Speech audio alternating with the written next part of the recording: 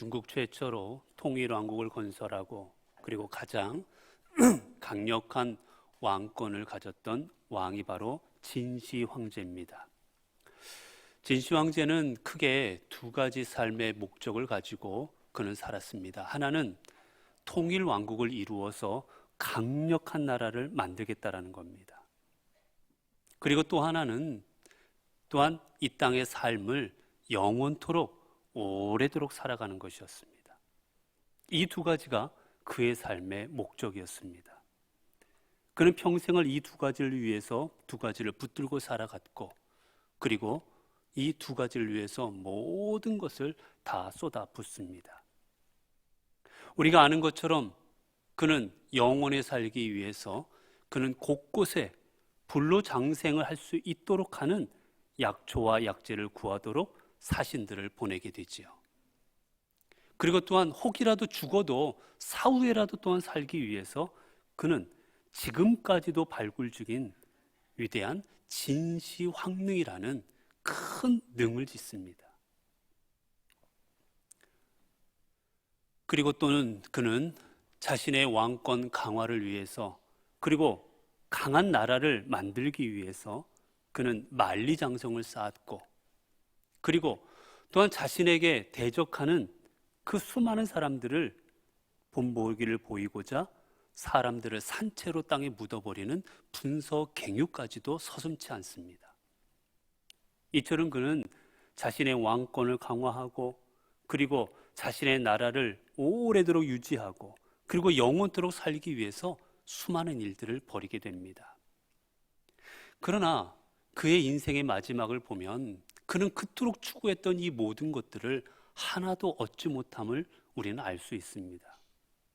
그는 지방을 순시하다가 갑작스럽게 죽음을 맞이합니다.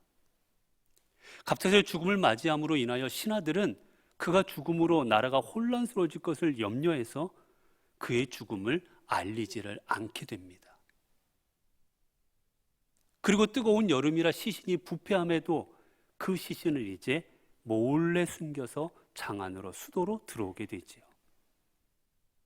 그에게는 많은 사람들이 부러워하는 진시황릉이 있었지만 그는 장안에 들어올 때 사람들에게 시체로 들어온 것을 숨기기 위해서 그는 썩은 생선들 사이에 숨겨져서 시신이 들여져 옵니다. 최고의 왕이었지만, 최고의 권력자였지만 그의 육체는 썩은 생선 가운데 함께 들어오고 말았던 거예요. 그리고 또한 그는 자신의 이 강한 나라를 자식들에게 물려주고자 했습니다.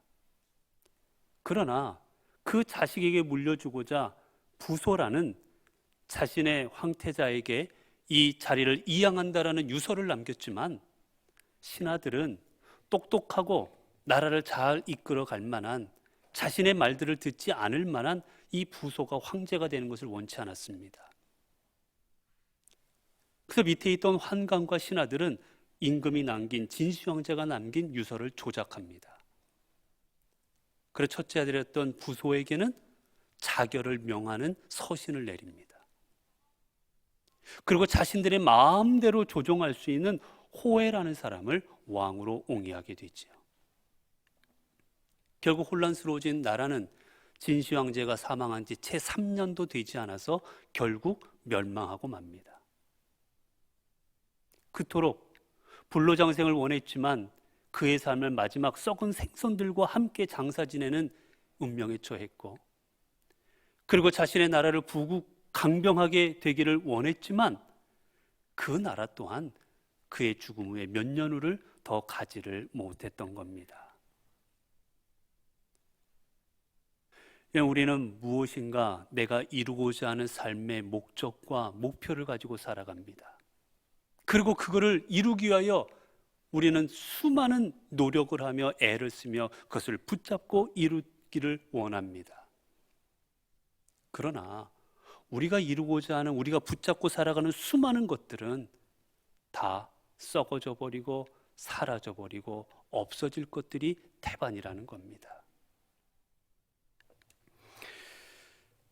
여러분, 우리들은 내가 지금 무엇을 붙들고 무엇을 추구하고 살아가느냐에 따라서 우리의 삶은 평가받게 되어 있습니다. 저 사람은 평생 돈을 위해서 살아간 사람, 저 사람은 평생 건강 위해서 살아간 사람, 명예 위해서 살아간 사람, 평생을 자신을 위해서 살아간 사람, 우리는 누군가 사람들을 다 평가합니다. 그건 바로 그 사람이 붙들고 살아간 것을 통하여 평가하는 것입니다.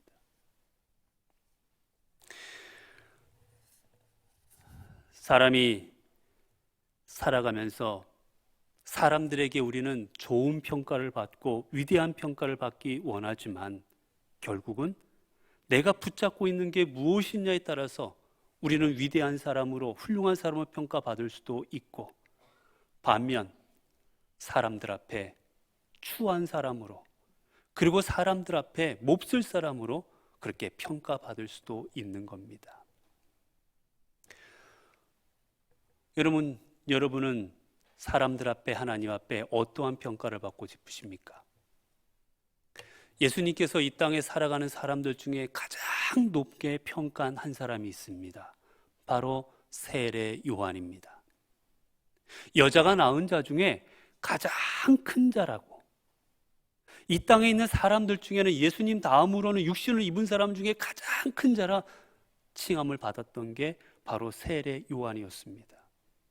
오죽하면 그의 삶을 보고 많은 사람들이 혹 성경에 적혀 있는 메시아가 혹 세례 요한이 아닌가 할 정도로 그 정도로 사람들 앞에도 인정받는 삶을 살아갔습니다.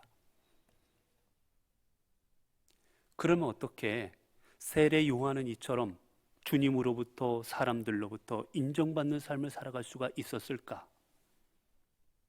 그 이유는 바로 그가 붙잡고 있었던 대상 때문입니다. 수많은 사람들은 자신의 꿈을 이루기 위하여 내 생각과 내가 원하는 것들을 이루기 위하여 때로는 사람을 붙들기도 하고 때로는 권력을 붙들기도 하고 때로는 재물을 붙들기도 하고 살아갑니다. 그러나 세례 요한은 그렇지 않았습니다. 세례 요한이 추구하고 붙든 것은 바로 무엇이었냐면 말씀이었습니다. 세례 요한은 자신의 성공을 위해서 아버지와 사람들 다른 그 무엇을 붙잡은 게 아니라 그는 오직 말씀을 붙들고 살아간 사람이었던 겁니다. 여러분, 그가 말씀을 붙들고 살아갈 때 그는 여느 사람과는 다른 인생을 살아갔습니다. 사람들은 성공하고자 저 가장 많은 사람들이 모여 있고 그리고 지도자들이 살고 있는 저 예루살렘으로 나아가기를 원했습니다. 그러나 세례 요한은 그 성공의 땅 예루살렘이 아닌 아무도 없는 빈들로 나아갑니다. 광야로 나아갑니다. 그리고 오직 그곳에서 하나님과의 관계를 올바로 이루어 나가며 살아갑니다. 오직 그곳에서 하나님 만나기를 원합니다. 하나님의 음성 듣기를 원했습니다. 그리고 수많은 사람들이 좋은 옷을 입고 좋은 음식을 입고 어떻게 하면 좀 더 편하게 살 수 있을까라고 고민하고 그런 삶을 추구할 때 세례 요한은 광야에서 거친 낙타 털옷을 입고 그리고 그곳에서 석청과 그리고 그곳에서 메뚜기를 통하여 식량을 삼으며 그렇게 편치 않은 삶을 살아갑니다. 여러분, 이런 삶을 살아갔을 때 그의 삶은 어떠했습니까?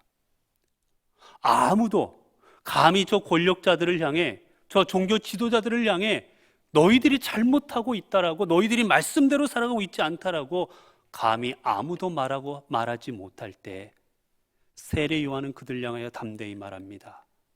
너희가 아브라함의 자손이라고 너희가 그렇게 자만하지 말아라. 너희가 하나님의 율법을 행하고 있다고 자만하지 말아라. 하나님은 이 돌덩이로도 사람을 만드실 수가 있을 것이구나. 너희는 회개하고 하나님 나라 왔으니 회개하고 복음을 믿으라라고 그들에게 외칩니다. 반면 세례 요한은 이러한 삶, 하나님의 말씀을 통하여 말씀을 붙잡고 살아갈 때 이러한 삶을 통하여 여인 낳은 자 중에 가장 큰 자라고 인정받는 삶을 살아갔지만 그에 비하여 다른 많은 유대인들은 어떠한 삶을 살아갔습니까? 그들은 불의 앞에서 아무 말도 하지 못합니다. 그들은 오직 자기 자신을 위해서 살아갔습니다. 하나님의 말씀 하나 앞에 예배드리는 성전에서도 그들은 오직 그 무엇보다도 나의 성공과 나의 편의와 그리고 나의 이익과 내 욕망을 위해 그들의 삶을 살아갔습니다. 여러분, 왜 그들이 수많은 종교 지도자들과 유대인들, 그들은 왜 이러한 삶을 살아갔습니까? 그들이 과연 성경을 몰라서, 율법을 몰라서, 과연 하나님께서 그들에게 주신 말씀이 없어서 여러분 그들이 이렇게 살아갔습니까?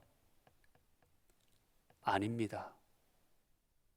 그들이 이처럼 하나님을 떠난 삶을 살려 갔던 것은 바로 그들 안에 하나님의 말씀이 없었기 때문입니다. 그들에게 비록 율법은 주어졌고 그들에게 비록 성전에서 하나님을 만날 기회는 주어졌을지라도 그들이 열심으로 이마에 율법을 붙이고 다니고 손목에 붙이고 다니고 집집마다 문설주에다가 성경 말씀을 적어 놓았지만 정작 그들 안에는 말씀이 없었기에 그들은 하나님 앞에 온전한 삶을 살아가지 못했던 겁니다. 여러분, 오늘날 전 세계에서 우리 기독교가 가장 눈부시게 성장한 나라는 바로 우리 대한민국입니다. 어느 나라도 이렇게 단시간에 수많은 교회와 전 세계에서 10대 교회 안에 드는 교회가 제일 많은 교회로 성장한 이런 나라가 없습니다. 어느 시골에 가도 곳곳마다 교회가 있고 교회마다 예배가 드려지고 곳곳마다 복음이 선포됩니다. 여러분, 그러나 여러분, 우리 기독교가 오늘 사람들에게 어떠한 영향력을 끼치고 있습니까? 오늘 우리 교회가, 우리 믿는 자들이 세상 속에서 어떠한 사명들을 이뤄가고 있습니까? 어떻게 인정받고 있습니까? 오늘 우리 기독교는 요즘 나오는 여론조사에 의하면 6%도 되지 않는 신뢰에 놓여져 있습니다. 10%도 되지 않는 6% 정도 교회와 성도들을 믿는다라는 신뢰도는 6% 정도도 되지 않는 거예요. 여러분, 곳곳에 교회가 있고 전 세계 가장 큰 교회들이 몰려져 있고 주일날만 되면 수많은 사람들이 성경책을 들고 교회에 다니고 있는데 왜 이 땅의 교회와 성도들은 이처럼 인정받지 못하고 있는 것입니까? 이유는 바로 우리 안에 말씀이 없기 때문입니다. 비록 성경책은 들고 다니고 있을지라도, 비록 교회 안에서 수많은 예배가 드려지고 있을지라도, 비록 교회 안에서 수많은 기도회가 열리고 있을지라도, 비록 교회 안에서 수많은 성경 공부가 행해지고 있을지라도 우리 안에는 정작 하나님의 말씀이 없기 때문입니다. 입으로는 하나님의 말씀을 읽고 있고 눈으로는 하나님의 말씀을 읽고 있고 성경책이 집에도 있고 그리고 내 직장에도 있고 내 차에도 성경책이 있지만 정작 그 말씀은 내 삶에 아무 의미가 없기 때문인 거예요.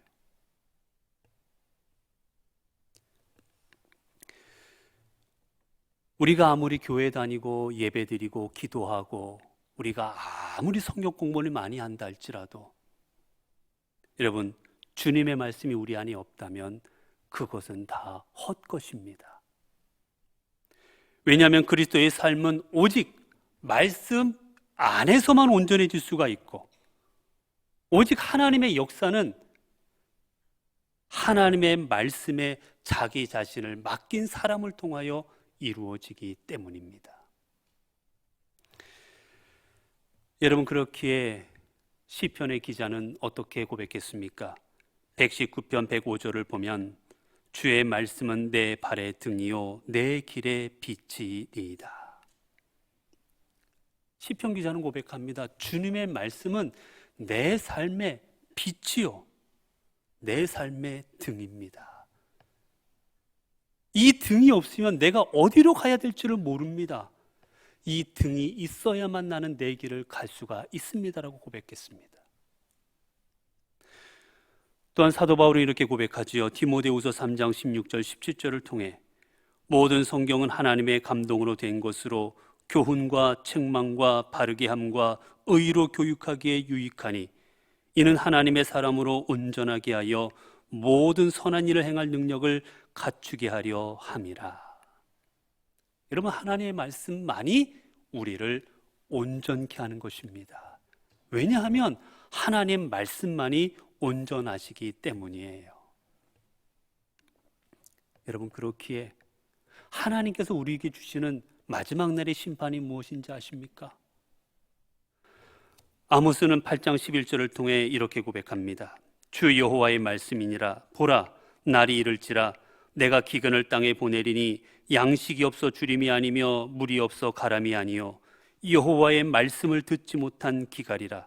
사람이 이 바다에서 저 바다까지 북쪽에서 동쪽까지 비틀거리며 여호와의 말씀을 구하려고 돌아다녀도 얻지 못하리니 그날에 아름다운 처녀와 젊은 남자가 다 갈아여 쓰러지리라. 여러분, 우리가 마지막에 당해야 되는 심판이 뭡니까? 말씀이 없는 거예요. 우리 안에 말씀이 없다는 건 여러분, 그거는 은혜가 아니라 바로 심판입니다. 왜냐하면 말씀이 없는 삶, 말씀을 듣지 못한 삶은 결국 멸망이기 때문입니다. 그래서 사무엘상 3장 1절은 이렇게 말하지요. 아이 사무엘이 엘리 앞에서 여호와를 섬길 때에는 여호와의 말씀이 희귀하여 이상이 흔히 보이지 않았더라. 사사기 시대 자기 소견대로 자기 살고 싶은 대로 살아가던 그 시대엔 하나님의 말씀이 희귀하여 이상이 보이지 않았다. 즉 하나님의 뜻이 그들에게 보여지지 않았다라는 겁니다. 결국 그들은 어떻습니까? 자신들 살고 싶은 대로 살지요. 결국 그들에게 주어지는 것은 심판이요 멸망인 겁니다. 여러분, 오늘 본문을 보게 되면 하나님의 말씀을 붙들고 살아간 이 세례 요한의 삶을 오늘 본문은 이렇게 표현하고 있습니다. 2절에 보면 안나스와 가야바가 대제사장으로 있을 때 하나님의 말씀이 빈들에서 사가랴의 아들 요한에게 임한지라. 하나님의 말씀을 붙들고 살아간 이 세례 요한, 어떻게 그런 삶을 살아갔느냐? 본문은 말합니다. 말씀이 그에게 임하였다. 여러분, 이 임하다라는 말은 우리가 몇 가지로 해석할 수 있는 단어입니다. 첫 번째는 바로 어떤 말이냐면 이 임하다 말은 거하다라는 뜻입니다. 즉 하나님의 말씀이 세례 요한에게 임했다라는 말은 하나님의 말씀이 세례 요한에게 거했다라는 뜻이에요. 여러분, 거하다라는 게 뭡니까? 함께 있는 겁니다. 세례 요한의 삶 가운데 하나님의 말씀이 늘 함께 했던 겁니다. 다르게 표현하면 그의 삶에는 하나님의 말씀이 충만하였던 겁니다.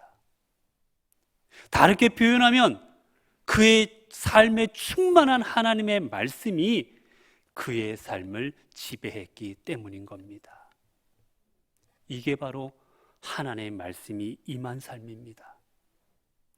또한 하나님의 말씀이 임했다라는 말은 어떤 뜻이냐? 또한 이 말은 행하다라는 뜻입니다. 하나님의 말씀이 하나님의 말씀이 세례 요한에게 임했다는 것은 세례 요한이 하나님의 말씀대로 행했다라는 거예요. 그저 머리로만 듣고 그저 눈으로만 그 말씀을 본 것이 아니라 하나님께서 내게 주신 말씀이 무엇인가를 깨닫고 그 말씀을 이루는 삶을 살아갔다라는 겁니다. 여러분, 세례 요한이 어떤 삶을 살아갔습니까? 하나님께서는 세례 요한에게 주신 말씀이 있었습니다.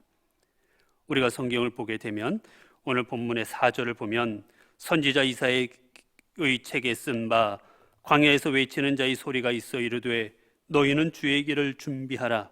그의 오실 길을 곧게 하라. 모든 골짜기가 메워지고 모든 산과 작은 산이 낮아지고 굽은 것이 곧아지고 험한 길이 평탄해질 것이요 모든 육체가 하나님의 구원하심을 보리라 함과 같으니라. 여러분, 그에게 줬던 말씀은 다른 게 아니었습니다. 너는 여호와의 길을 예비하는 자가 되라라는 말씀이었어요. 이 말씀이 하나님이 주신 말씀인 줄 알았던 그는 그의 삶을 평생 어떻게 살아갑니까? 주님의 길을 준비하는 삶을 살아갑니다. 이렇게 하라는구나로 끝난 게 아니라 이렇게 살라 하시는구나 하고 그는 광야로 나가 주님과의 관계를 통하여 그의 삶을 세우며 주님의 길을 준비하는 삶으로 그의 모든 인생을 내어 바쳤던 겁니다. 그리고 세 번째, 말씀이 임하다. 이 임하다라는 뜻은 드러나다라는 뜻이 있습니다. 여러분, 사람은 내가 무엇을 하고 있느냐에 따라 그 사람의 모든 것이 드러납니다. 내가 하는 직업에 의해서 내가 드러나기도 하고, 내가 지금 사람들에게 어떻게 행하고 있느냐에 따라 나의 성품이 드러나고, 내가 어떤 일을 하고 있음에 따라 내 가치관이 드러나고, 이는 우리는 내 삶을 통하여 내가 어떠한 사람인지가 드러나는 것입니다. 세례 요한은 자신은 주님의 길을 준비하는 사람임을 그는 깨닫고 그러한 삶을 살아감으로 말미암아 자신은 메시아가 아니라 주님의 길을 예비하는 자임을 많은 사람들에게 드러내었습니다. 여러분, 이처럼 세례 요한은 자신의 삶의 하나님의 말씀에 의하여 붙잡힌 바 된 삶으로 내어놓을 때 그에게 임한 말씀대로 그는 주님을 위하여 그의 모든 인생을 다 바치는, 그래야 여인이 낳은 자 중에 가장 큰 자라는 주님 앞에 인정받는 삶으로 살아갈 수가 있었습니다. 여러분, 이러한 삶을 살아간 또 한 사람이 있습니다. 바로 사도 바울입니다. 사도 바울 또한 자신의 인생을 통하여 평생 때로는 죽을 고비 넘기고 때로는 핍박받기도 하고 때로는 고난당하기도 했지만 그는 자신의 인생을 통하여 오직 예수 그리스도의 복음을 전하는 일에 평생을 자신의 목숨까지도 조금 더 귀한 것으로 여기지 않고 내어놓았습니다. 어떻게 그처럼 하나님의 위대한 사도로가 쓰임을 받을 수 있었겠습니까? 사도행전 18장 5절에서는 이렇게 말합니다. 실라와 디모데가 마게도냐로부터 내려오매 바울이 하나님의 말씀에 붙잡혀 유대인들에게 예수는 그리스도라 밝히 증언하니. 사도행전은 고백합니다. 사도 바울이 그런 삶을 살아갈 수 있었던 이유는 바로 하나님의 말씀에 사로잡혔기 때문이었던 겁니다. 말씀으로 임재하신 주님을 만나게 되자 그는 복음에 자기 자신을 맡겼고 그리고 담대히 죽음에 이를 때까지 말씀의 증인으로 그의 삶을 살아갔습니다.